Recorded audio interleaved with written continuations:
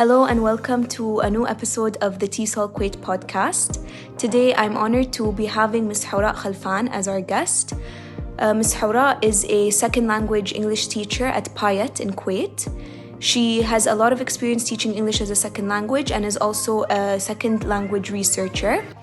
Today she's going to be joining us to discuss the impact of motivation in the classroom on behalf of students and teachers, and what role that plays in how the second language is acquired and how the classroom operates. So without further ado, I really hope that you enjoyed this podcast episode.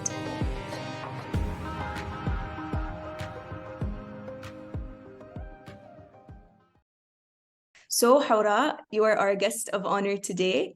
So can you start by telling us a little bit about yourself? Like, what do you do and what are some of your interests? Also, if you have any research interests within the field of Tesol or linguistics.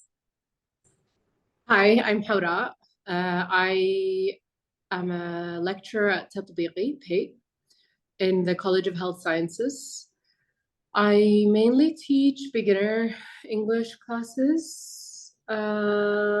We're starting with more advanced classes this semester. By we, I mean me and my motivation are starting. My general area of interest when it comes to research is motivation. I'm very, very interested in psycholinguistics. Okay. And just like you, I also have a master's in TESOL. Okay, that's so interesting. So I feel like our discussion today is a bit out of the norm, because when I said we're going to do motivation, everyone was like, okay, how to motivate students, right? And then it's like, no, us too. Yeah. We need the motivation as well. So I feel like the discussion that we're going to have about this is going to be interesting. I hope so, yeah. Yeah. Okay, so our topic today is about teacher motivation.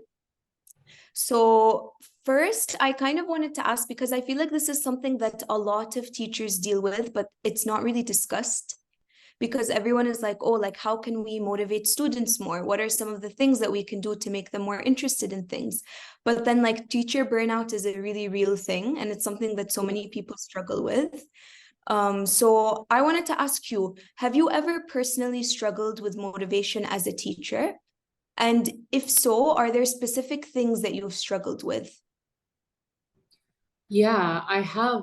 Of course, I have. I've struggled with motivation as a teacher. I'm actually in the phase of trying to pull myself out of it. What are the things that cause it? Was that your question? I feel that in my specific context, تطبيقي students are very anxious students. And I'm really, really interested in the relationship between the effect of students' willingness to communicate or lack thereof on teacher motivation.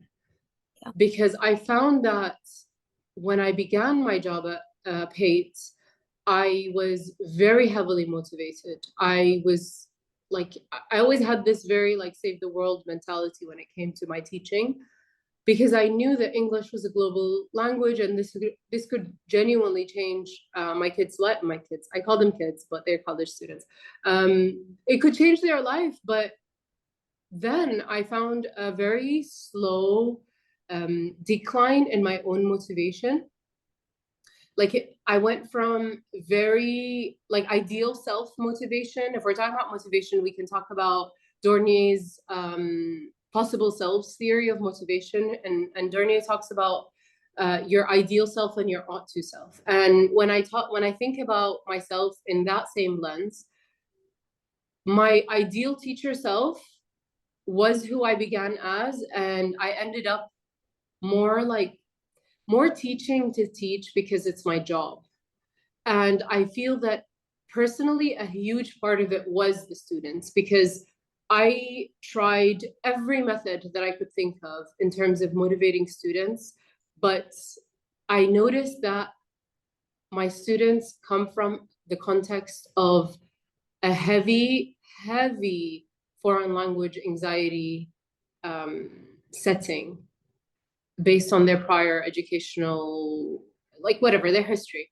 And dealing with students from that context and being heavily motivated the students kind of just kept pulling at my motivation. And I got to a point where it felt like there was no point.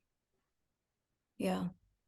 No, that definitely makes sense. Do you feel like it's just a foreign language anxiety, or do you think that it's anxiety about being in an educational context in general? Because I feel like in Kuwait specifically, like the students are coming from very different educational backgrounds. Maybe they don't feel comfortable in the class. For a lot of students, it's the first time being in a class with females and males together.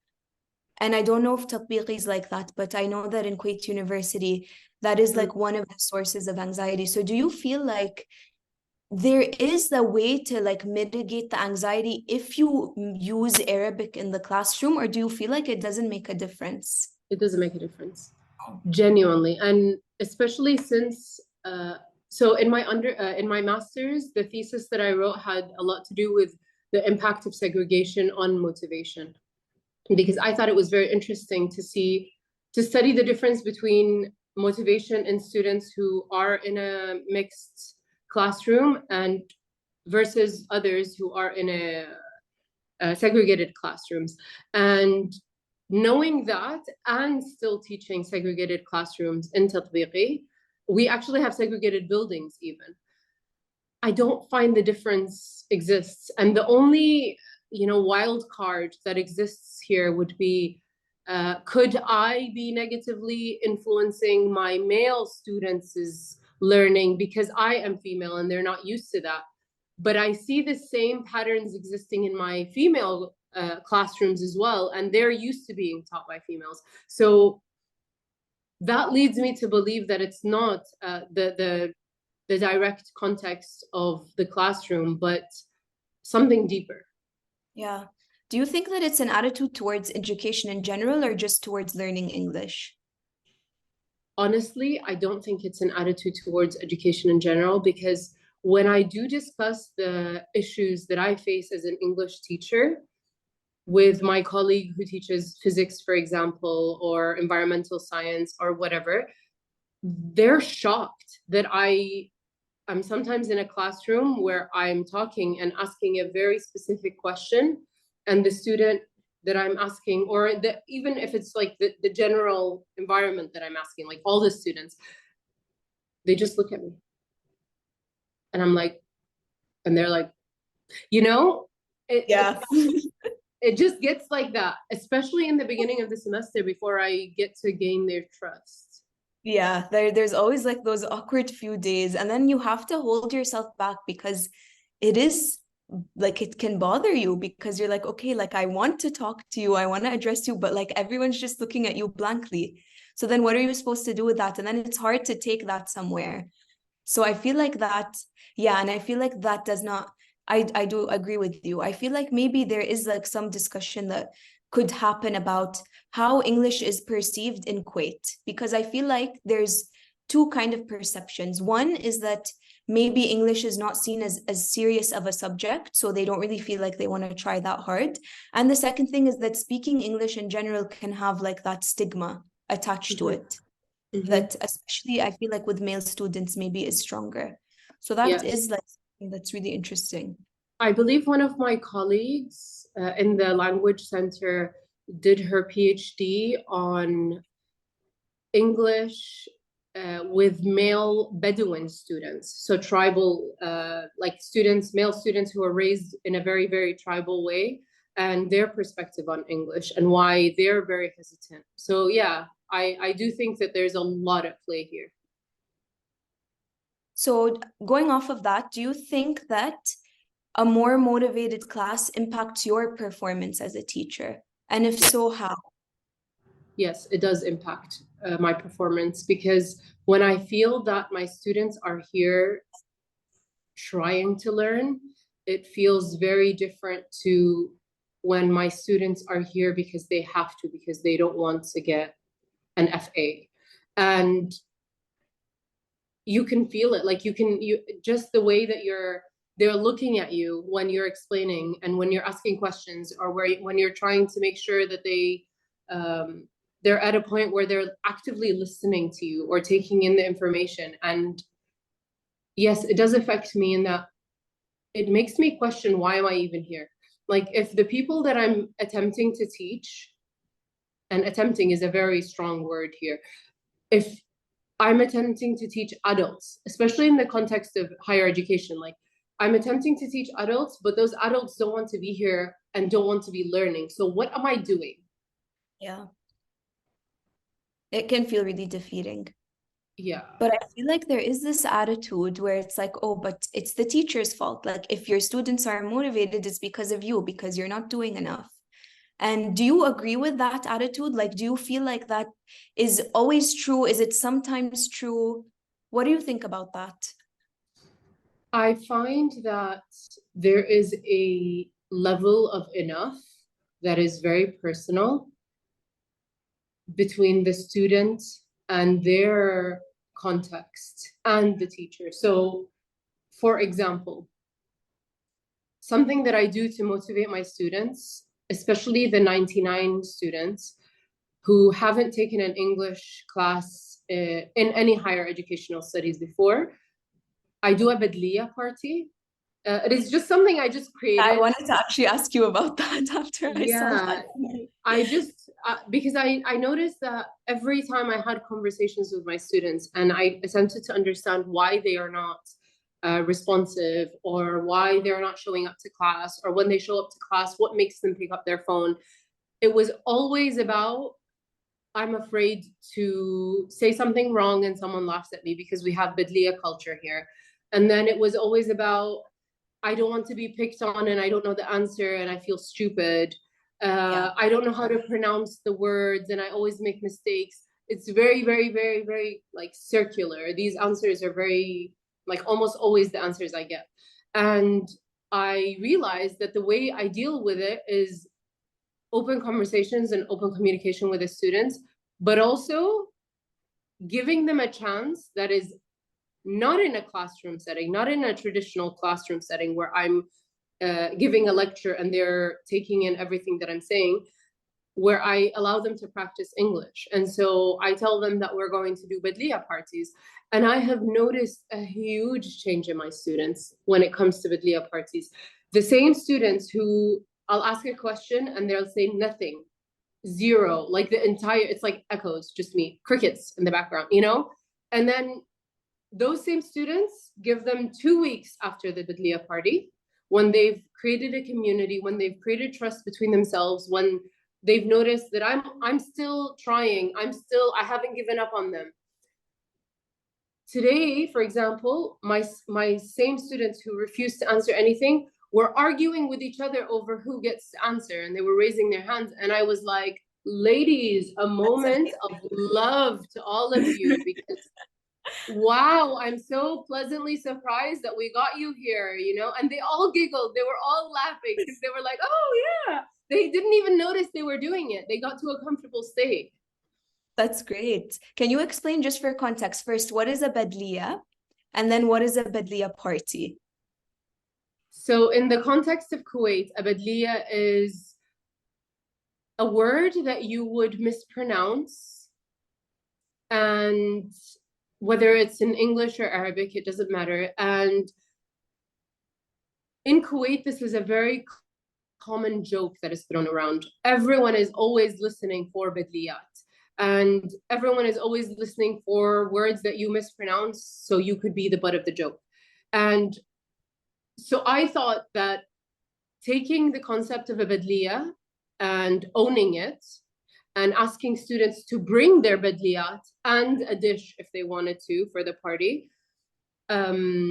made them more willing to communicate. It really like heightened their willingness to communicate in the classroom.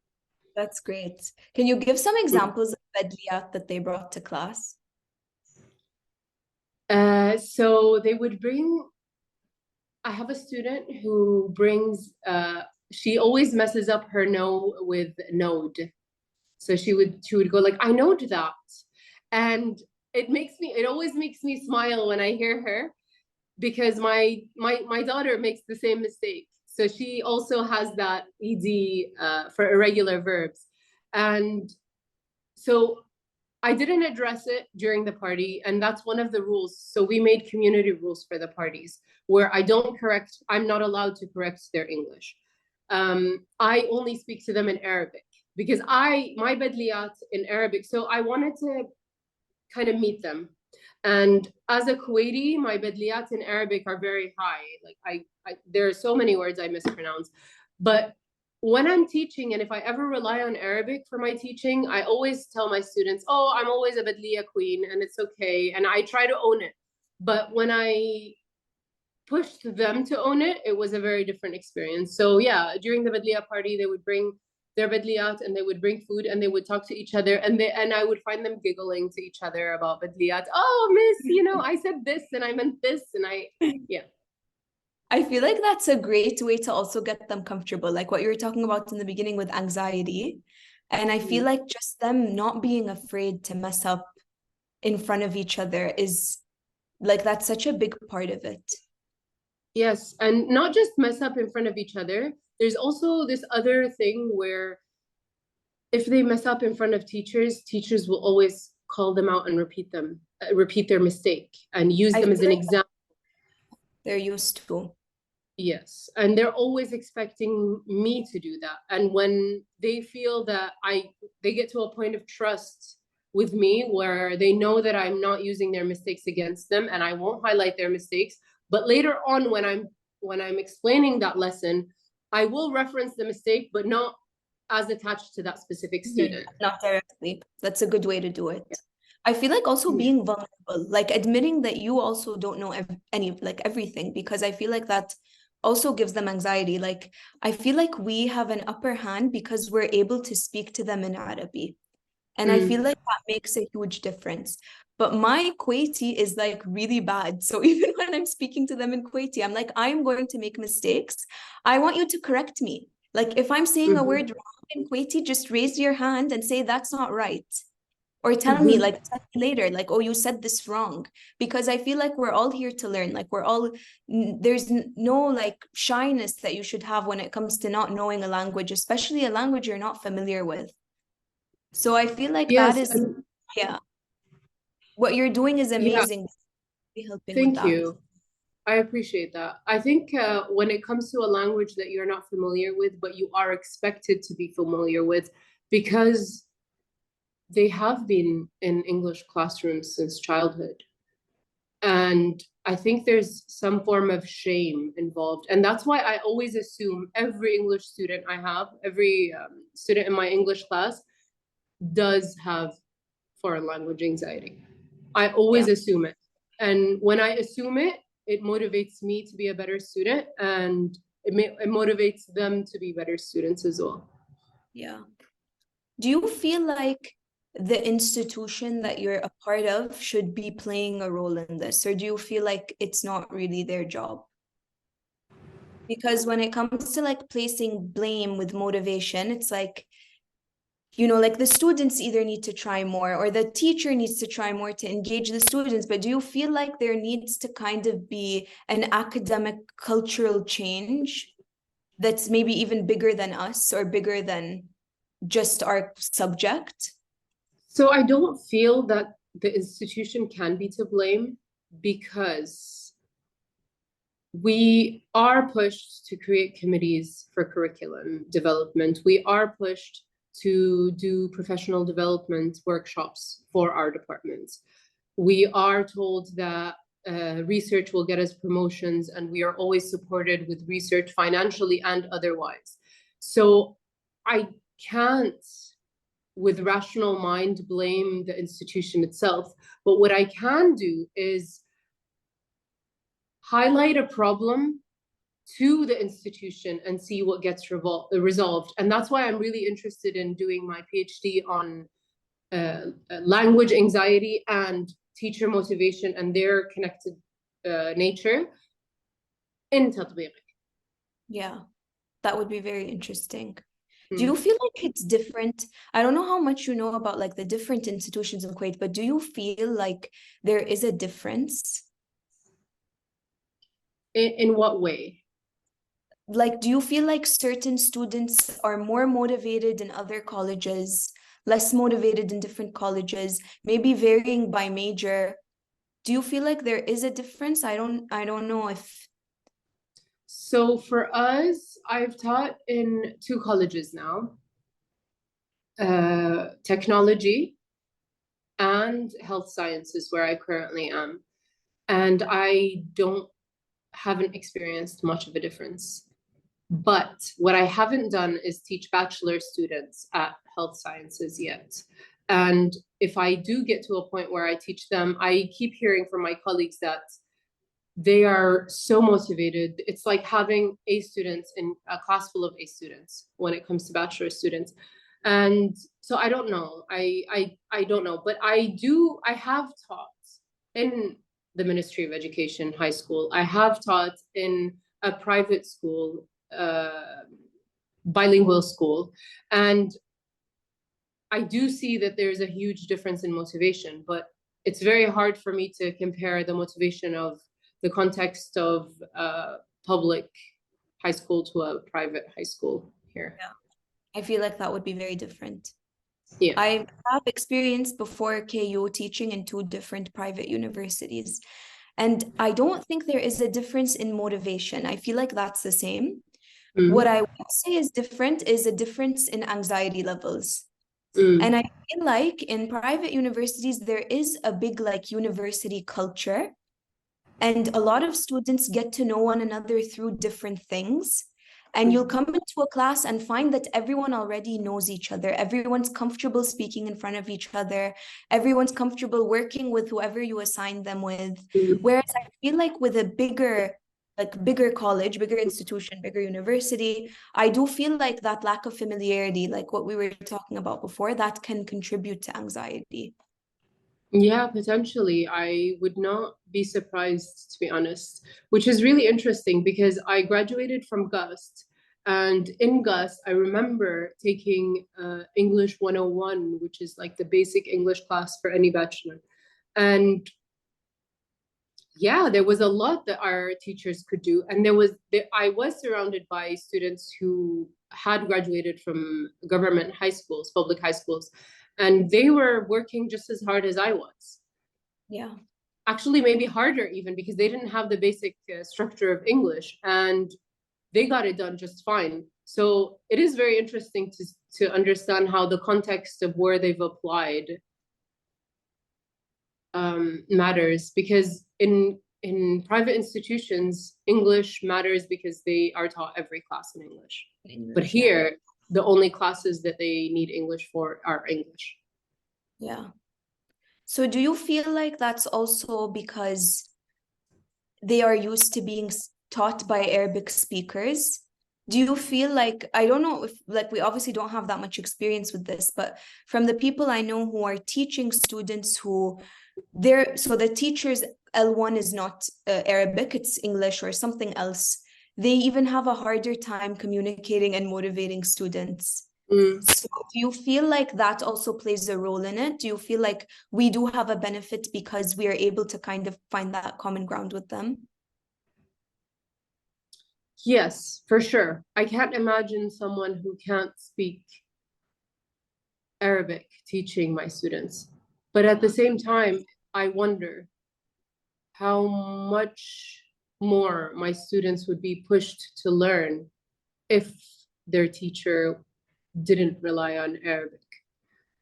I'm just wondering, if I pretended not to speak Arabic to a class from the beginning of a semester and only explain things in English, would those students'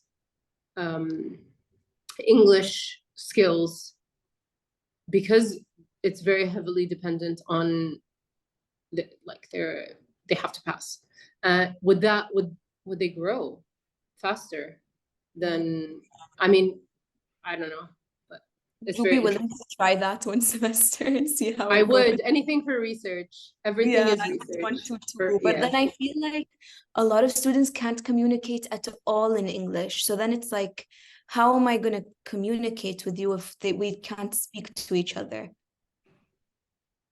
So I feel like that's also a problem, because I feel like those students might become even more withdrawn. They'll just be like, okay, I'm just not going to talk. I'm just not going to, I might even fail. Like, I don't even care. Like, I'll just I can't, like, I'm not going to be able to. Yeah, they'll probably say something, tell themselves something like, I'll fail and then I'll take it with someone who can speak Arabic.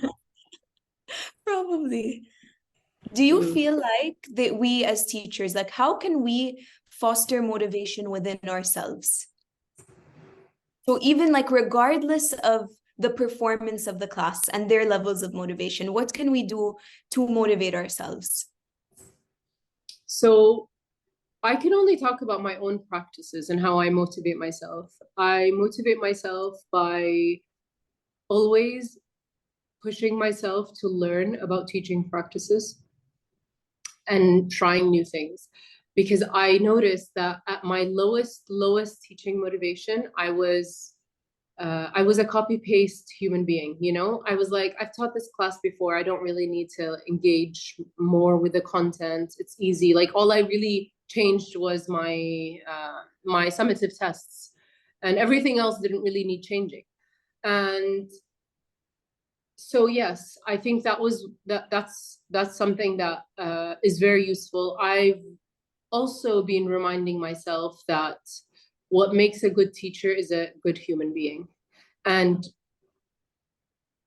reminding myself of that because I have a very high sense of justice when it comes to like who I pass and who I don't. And if I feel a student is attempting to use wasla or, you know, like attempt to use connections between us to get a grade, then like it always infuriates me. It always annoys me. And yeah, reminding myself that students are just human allows me to give them a lot more space to come late, miss classes, do things like that. Because as much as I want to, you know, be a traffic control officer and be like, 10 minutes late, if I focus on those things and those things are affecting my relationship with the students, then I'm not really doing a good job. And so I've told myself that for nothing against teachers who apply these rules. These rules exist for a reason.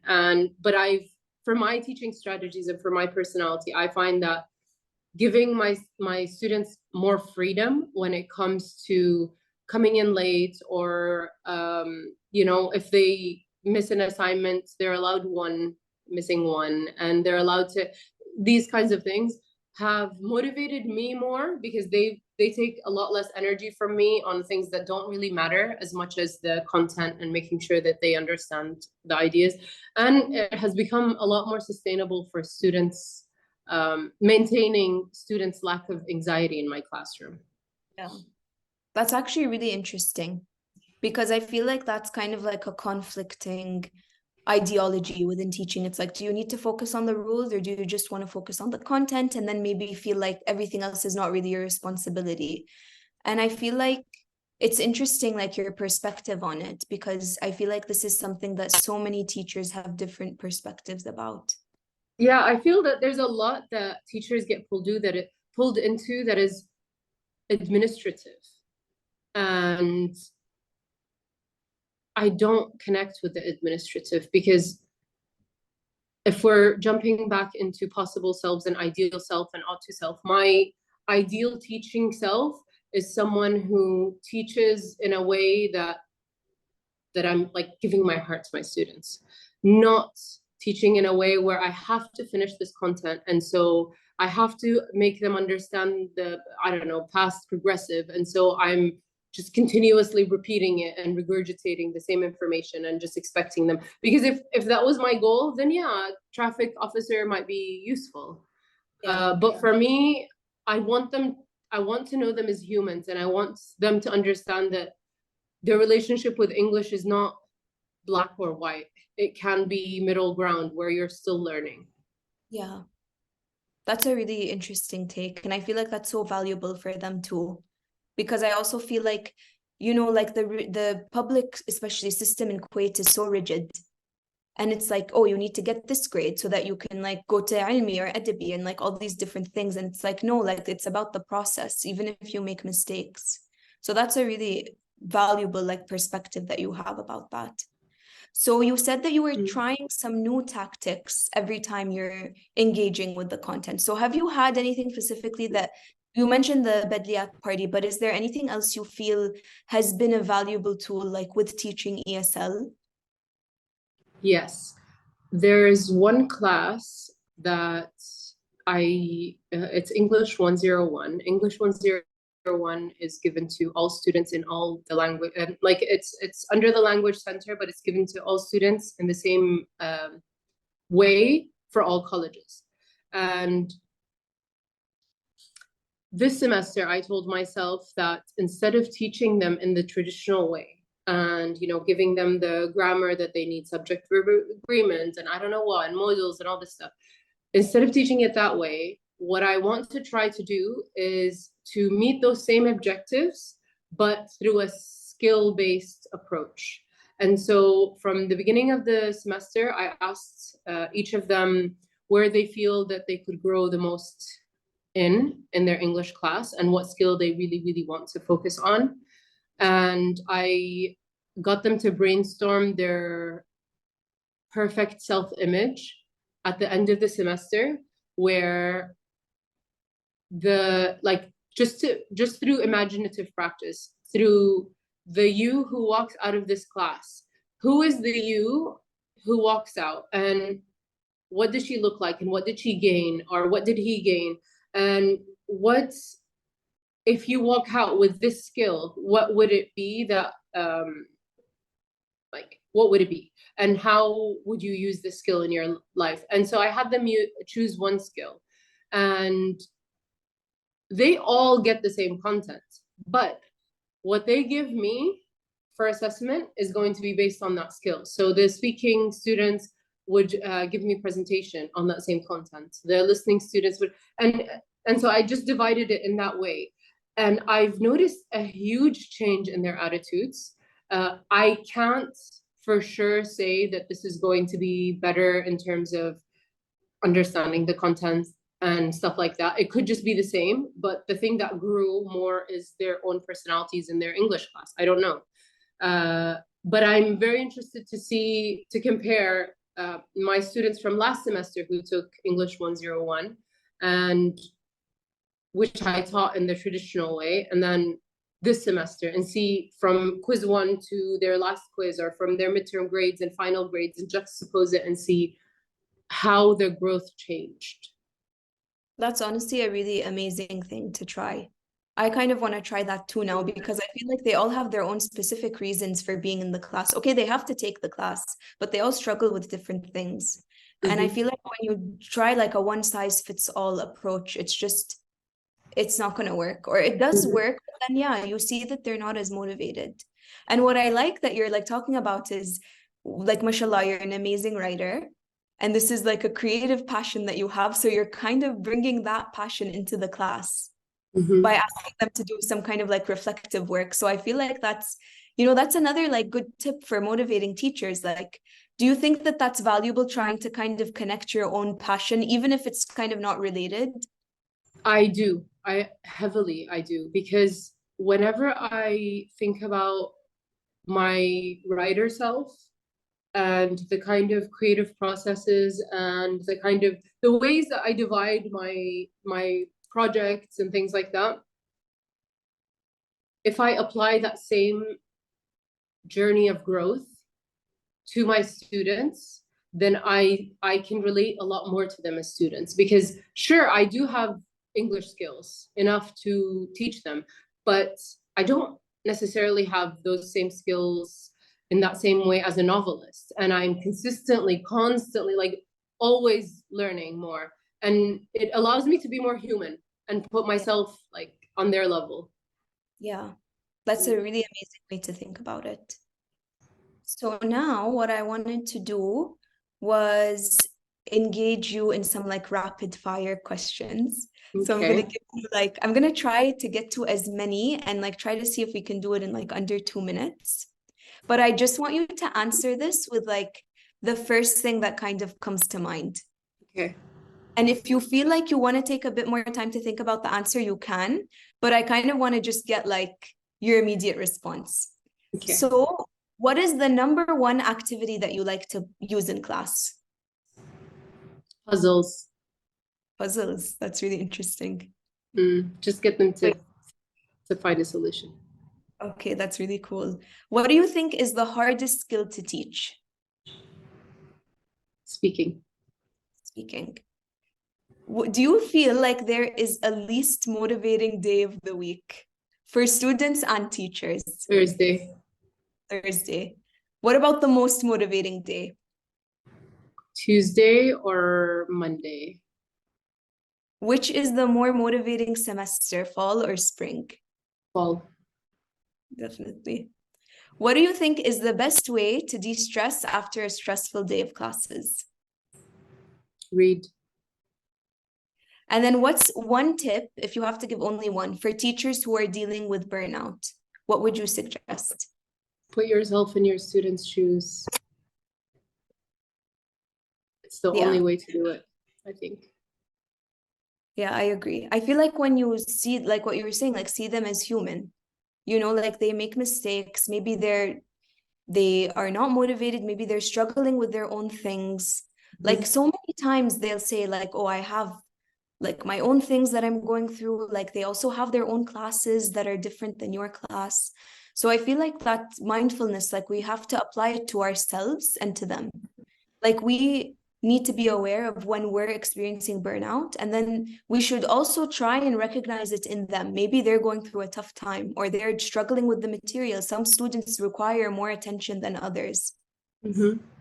Yes, I when dealing with the mid-semester slump, I normally will have this Uno card in my head, you know, the draw four.